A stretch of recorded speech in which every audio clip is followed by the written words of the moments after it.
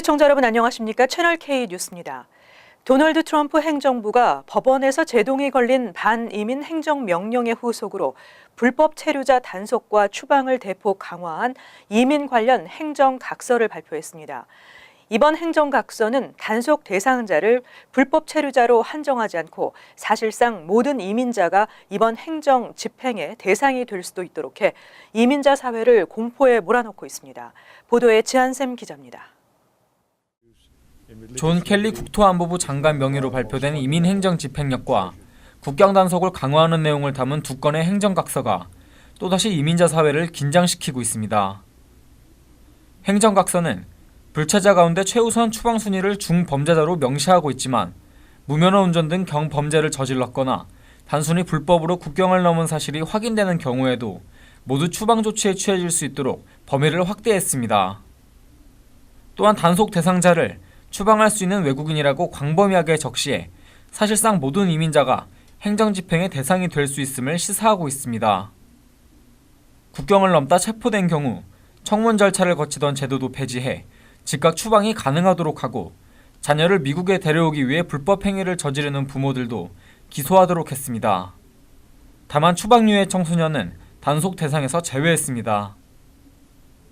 불체자 단속을 위해 공무원 1만 명, 국경수비대 요원 5천 명을 추가 확충하고 210억 달러를 들여서 구금시설을 건설할 계획입니다.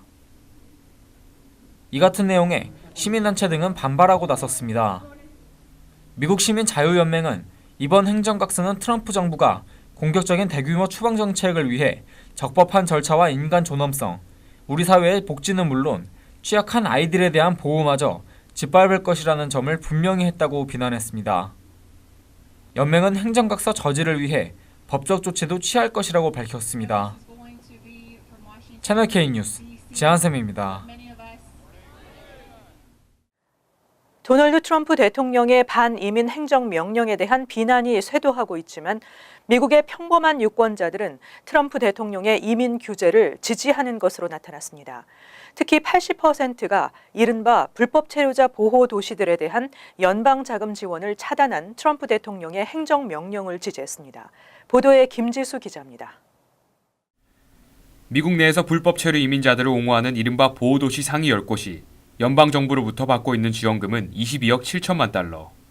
트럼프 대통령의 보호도시에 대한 연방자금 지원 차단, 불법 이주민에 대한 단속, 추방 정책에 대해 유권자의 80%는 시 당국이 불법 체류자를 보호하지 말고 연방경찰에 넘겨야 한다는 데 찬성한 것으로 나타났습니다. 응답자의 77%가 이민법 개혁을 지지했으며 반대는 23%에 불과한 것으로 나타났고 트럼프 대통령이 앞서 취했던 반이민 행정명령에 대해서도 53%가 찬성했습니다. 하지만 반대 의견도 절반에 가까운 47%에 달했습니다. 중동 및 아프리카 7개국가 국민 입국 금지 조치에 대해서도 56%가 찬성했고 7개국을 무슬림 다수 국가로 규정하는 데에도 60%가 찬성 입장을 밝혔습니다. 법원이 행정명령을 중단시킨 데 대해서는 38%가 국가가 덜 안전해졌다고 답했고 36%는 별 변화 없다고 답했습니다. 더 안전해졌다는 답은 26%에 불과했습니다.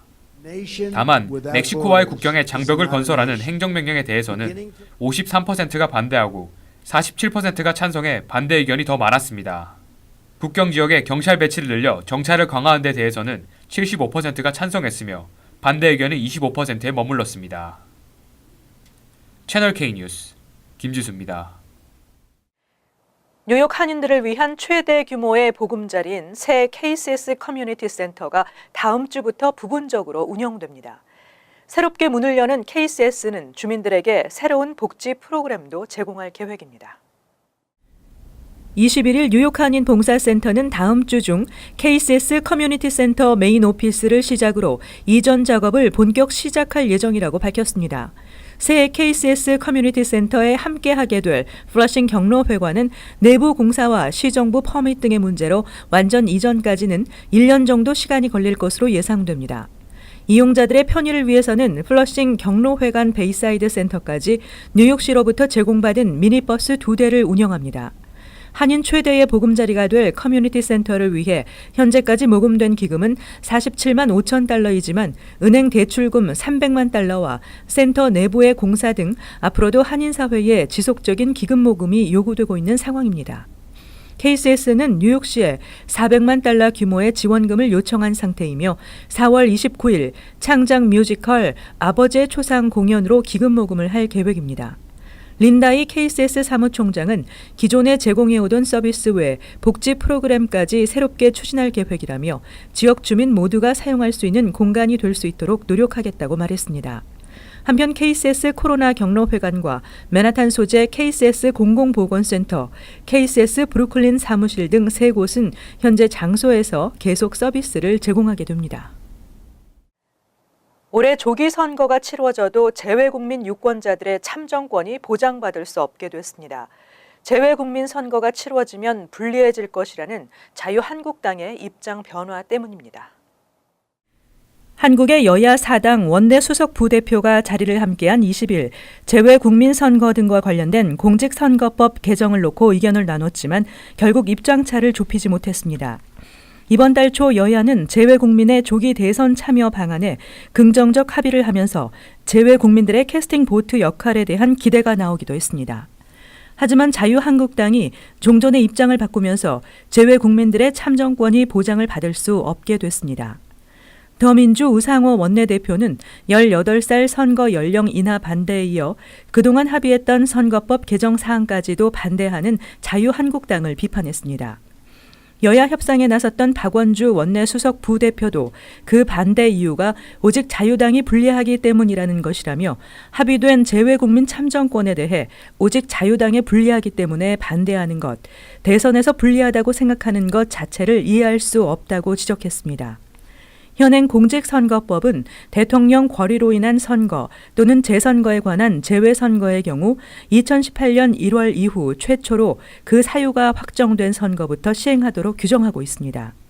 이에 따라 만약 올해 안에 조기 대선이 치러질 경우 220만 명에 달하는 재외국민 유권자는 선거에 참여할 수 없습니다. 미국에서 태어난 선천적 복수 국적자로 올해 만 18살이 되는 남자는 오는 3월 말까지 한국 국적 이탈을 신청해야 합니다. 국적 이탈 신고를 위한 출생과 혼인신고 수리 기간도 감안하셔야 합니다. 1999년생 선천적 복수 국적자의 국적 이탈 신고가 생일에 상관없이 3월 31일까지입니다. 이날까지 한국 국적 이탈을 신청해야 병역 의무를 면제받게 되고 한국으로의 유학이나 취업 등에서 불이익을 받지 않습니다. 한인들이 국적법에 대한 이해 부족으로 불편을 겪는 경우가 많습니다. 한국 국적법에 따르면 태어날 당시 부모 가운데 한 명이라도 한국 국적일 경우 한국 국적이 자동으로 부여돼 선천적 이중 국적자가 됩니다. 국적 이탈 신고를 위해서는 부모의 혼인 신고와 본인의 출생 신고가 선행돼야 하는데 혼인 신고와 출생 신고는 동시 접수 가능하지만 신고 수리까지 2개월에서 3개월이 소요되므로 이 기간을 유념해야 합니다. 3월 31일까지 재외 공관을 통한 국적 이탈 신고를 하지 않을 경우 병역이 면제되는 만 38세 1월 1일까지 국적 이탈이 불가능합니다.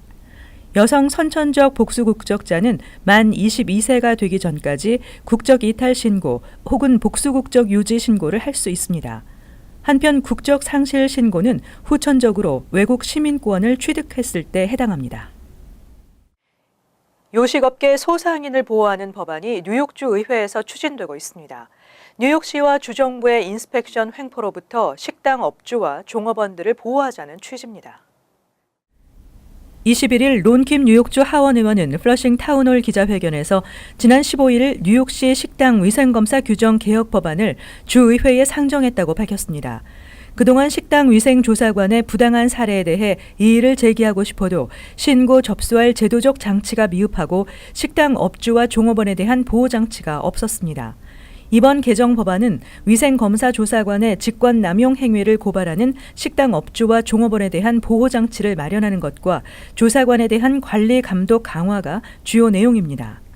현 위생등급제는 뉴요커들에게 깨끗한 식당을 이용하도록 하기 위한 것이지 식당 업주들에게 과도한 벌금으로 재정적 부담을 주려는 것이 아니라는 점을 확실히 했습니다. 앞으로는 식당 업주와 종업원들의 불평, 불만을 접수하는 독립적인 감찰 기구를 설립하고 접수된 불만을 매년 집계해 연례 보고서를 작성하도록 했으며 이를 토대로 해당 조사관의 직권 남용 여부를 파악하도록 했습니다. 또 업주들이 수수료를 내고 검사 스케줄을 최대 3차례까지 재조정할 수 있으며 한국어를 포함한 다양한 언어 지원도 됩니다. 법안을 상정한 의원들은 이번 주 법안이 주와 시정부의 위생검사 횡포로부터 식당 업주와 종업원을 보호할 수 있을 것이라고 강조했습니다. 뉴욕주가 건축 쓰레기 무단 투기 집중 단속을 벌였습니다. 지난주 뉴욕시와 롱아일랜드 나소 카운티 등지에서 트럭 28대를 적발하고 160여 장의 위반 티켓을 발부했습니다. 뉴욕주는 뉴욕시 나소, 서포 카운티, 허드슨 밸리 등지에서 15일과 16일 이틀 동안 건축 쓰레기 무단 투기에 대한 집중 단속을 벌여 167장의 티켓을 발부했습니다. 또 불법 쓰레기 투기 사이트 9곳을 적발하고 이들 업체에도 티켓을 발부했습니다. 주 환경보호국은 일반 건축 쓰레기와 석면, 석유, 추출물 등 환경오염 쓰레기를 분리 처리하도록 규정하고 있으며 관련 규정에 따른 처리 시설을 갖춘 곳 외에는 보관조차 금지하고 있습니다. 하지만 부동산 개발 업체들의 비용을 줄이기 위한 쓰레기 무단 투기는 뉴욕시 인근, 특히 신축 빌딩 건축품이 일고 있는 지역에서 수질과 토양을 오염시키고 있으며 지역 주민들의 건강까지 위협하고 있는 실정입니다. 이러한 쓰레기를 적법한 처리 절차를 거치지 않고 매립할 경우 토양 오염은 물론 인체에 치명적인 결과를 초래합니다. 쿠오모 주지사는 21일 환경 오염 유발 행위는 뉴욕 주민뿐 아니라 다음 세대의 건강에도 영향을 미칠 수 있는 매우 위험한 행위라며 경찰들의 권한을 강화해 이 같은 범법 행위를 지속적으로 단속하겠다고 강조했습니다. 뉴욕주의 음주운전 사건 처리가 빨라지게 됩니다. 뉴욕주 예산 투입으로 경찰의 음주운전자 혈중 알코올 농도 분석 기간이 크게 단축되는데 따라서 경찰의 증거 분석 기간이 빨라지게 됩니다. 21일 앤드루 쿠오모 뉴욕 주지사는 주 경찰 음주운전 조사센터의 혈중 알코올 농도 분석 기간을 대폭 단축할 수 있게 됐다고 밝혔습니다. 2년 전 운전자의 혈중 알코올 농도 분석은 평균 87일이 걸렸지만 현재는 평균 64일로 26%나 단축됐습니다. 주지사실은 증거 분석 기간이 단축됨으로써 90일 이상 계류됐던 음주운전 사건 건수는 2년 전에 비해 87%나 줄었다며 검찰의 공소 과정이 원활하게 되고 재판도 빠르게 진행될 것으로 예상했습니다. 쿠오모 주지사는 2013년 음주운전 측정 장비 교체와 신속한 혈액 검사를 위해 $810만 예산을 투입하고 14명의 분석가를 새로 고용했습니다. 쿠오모 주지사는 음주운전 사건 처리 향상은 주 전역의 도로 안전 강화로 이어진다며 해당 투자가 큰 성과를 내고 있음을 강조했습니다. 테리 에간 주 차량국 부국장도 음주운전 사건 처리 기간 단축은 큰 성과라고 말했습니다. 한편 연방고속도로 교통안전청 발표에 따르면 한 해 동안 교통사고 사망자 수의 30%가 음주운전으로 인한 교통사고 사망자 수에 해당합니다. 대부분의 주들에서는 음주운전 처벌을 강화하고 있으며 음주운전 관련 기록을 10년 동안 유지하고 있습니다. 뉴욕과 뉴저지를 잇는 베이언 브릿지의 통행이 20일 오전부터 재개됐습니다. 베이언 브릿지는 다리 높이 공사로 인해 수년간 차량 통행이 제한돼 왔습니다. 2013년부터 이어온 베이언 브릿지 공사가 마침내 끝나고 20일 오전부터 통행이 재개됐습니다.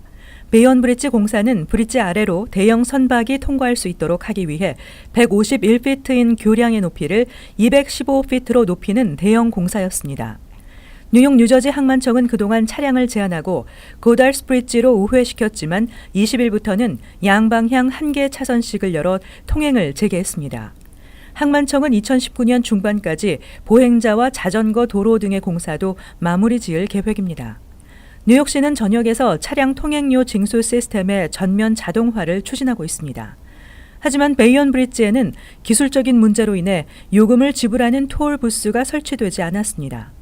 항만청은 이에 이지패스를 인식할 수 있는 기기를 설치한다는 계획입니다. 이지패스가 없는 차량은 교량 통행료 납부 고지서를 받아 통행 요금을 내면 됩니다. 한편 뉴욕주는 5년 이내 3차례 이상 통행료를 내지 않은 차량에 대해 차량 등록을 일시 중단하는 새 규정을 발표한 바 있습니다. 이어서 LA 지역 한인사회 소식입니다. LA가 세계 최악의 교통체증 도시라는 오명을 남겼습니다. 교통정보조사기관 인닉스는 지난해 전 세계 1,064개 도시를 대상으로 운전자들의 평균 도로 정체 시간을 조사한 결과 LA가 104시간으로 1위를 기록해 최악의 교통체증 도시로 꼽혔다고 밝혔습니다. 이어 모스크바가 평균 교통 정체 시간이 91시간으로 2위를 차지했으며 뉴욕과 샌프란시스코, 콜롬비아의 보고타가 차례로 그 뒤를 이었습니다. 특히 이번 순위에서 LA를 비롯해 미국 5개 도시가 전 세계 교통체증 도시 상위 10위권 내에 포함됐습니다. 이와 관련해 전문가들은 미국의 운전자들이 출퇴근 시간에 러시아워 등 교통체증으로 매년 평균 42시간을 도로에서 허비한다며 이는 도로에서 $1,400를 낭비한 것과 같다고 지적했습니다. 이어 미국 내 교통체증 현상에 대해 경제 안정화와 끊임없는 도시와 고용률 증가, 저유가 등 총체적인 요인이 교통량 증가에 영향을 미쳤다고 전문가들은 분석했습니다. 한인 가정상담소가 기금모금 프로젝트를 통한 한인 무료 상담 서비스를 확대합니다. 한인 가정상담소는 그동안 일부 한인들의 자발적인 기부를 통해 이루어진 ROCK, 락 카운슬링 기금을 통해 어려운 한인들에게 무료 상담 서비스를 제공할 수 있었다며 더욱 많은 한인들이 상담 서비스를 받을 수 있도록 락 프로젝트를 시작한다고 밝혔습니다. 락 프로젝트는 무료 상담 혜택을 제공하기 위한 한인사회 기금모금 행사와 상담 서비스에 대한 홍보 활동이 주를 이루게 됩니다. 한편 이번 프로젝트의 총괄을 맡게 된 실비아 원 카운슬링 프로젝트 디렉터는 기금모금 활동의 일환으로 다음 달 19일 열리는 LA 마라톤에 출전해 락 프로젝트를 홍보할 예정입니다. 이어서 월드 리포트입니다. 중동의 두바이 시내에 하늘을 날며 불을 끄는 소방관이 등장했습니다. 두바이 시는 제트팩을 화재나 재난 현장에 투입할 계획입니다. 화재 신고를 받은 소방관이 제트스키를 타고 출동합니다. 화재가 발생한 다리 부근에 도착해 워터 제트팩을 착용하더니 강력한 물줄기를 뿜으며 공중으로 날아오릅니다. 다리보다 높이 떠오른 소방관은 안정적인 자세로 차량에 난 불을 끕니다. The responders can now use jet skis to avoid traffic while responding to waterside fire incidents, and then use water-fueled jetpacks to hover over and extinguish the fires. 강에서 바로 화재 진압이 가능해 물 공급을 걱정할 필요도 없습니다. 워터 제트팩은 원래 레저용 부양 장치로 개발됐는데 두바이 소방당국은 교량이나 해안가의 화재 현장에서 활용할 예정입니다. 앞서 두바이시는 화재나 재난 현장에서 사용하기 위해 프로펠러 추진 방식의 제트팩을 구입하기도 했습니다. 2-litre V4 engine at the back, which puts out about 200 horsepower. The air coming out of the bottom of the fan.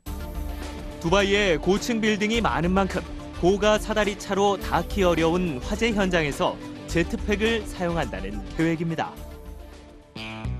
미국 뉴욕주 시큐러스. 신호 대기 중인 버스에 픽업 트럭이 돌진하더니 버스 옆구리를 정통으로 뚫어버립니다. 어찌나 빠르던지 의자에 앉아있던 승객은 순식간에 반대편으로 날아가 버립니다.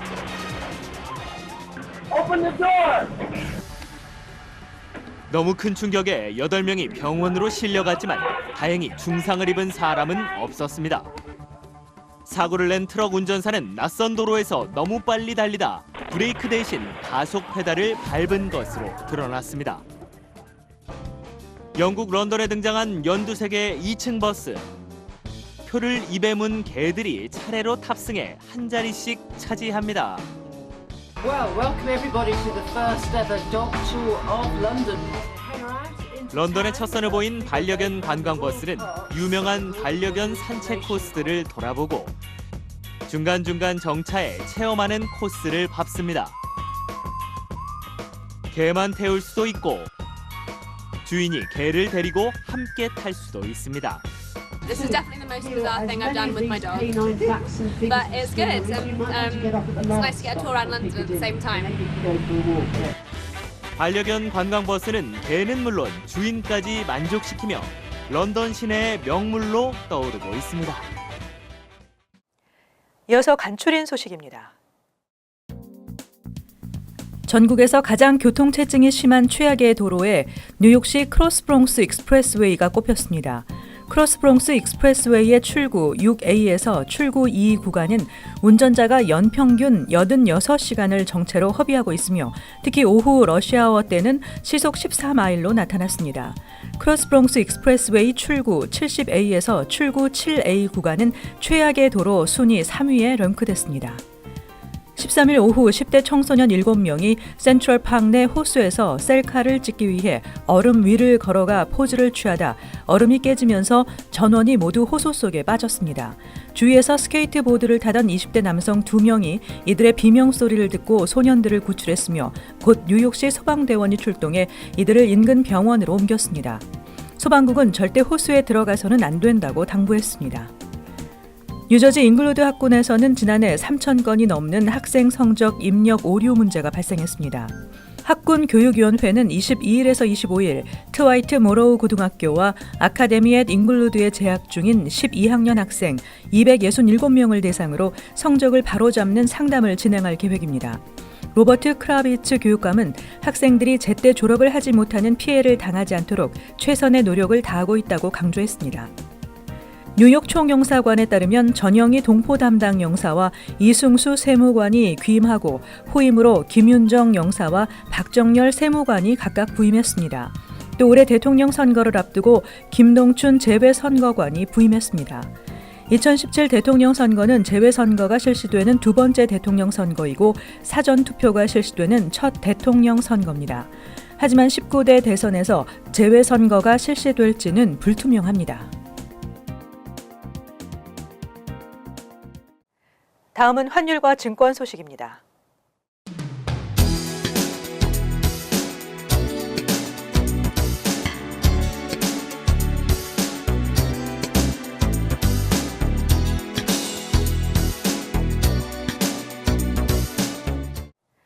끝으로 날씨 전해드립니다.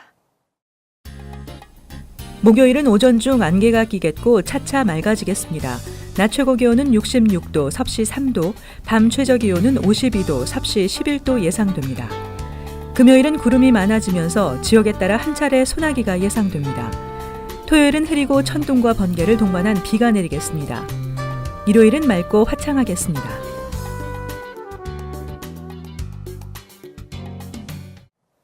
항상 여러분과 함께하는 채널K 뉴스 여기서 마칩니다. 시청해주신 여러분 고맙습니다.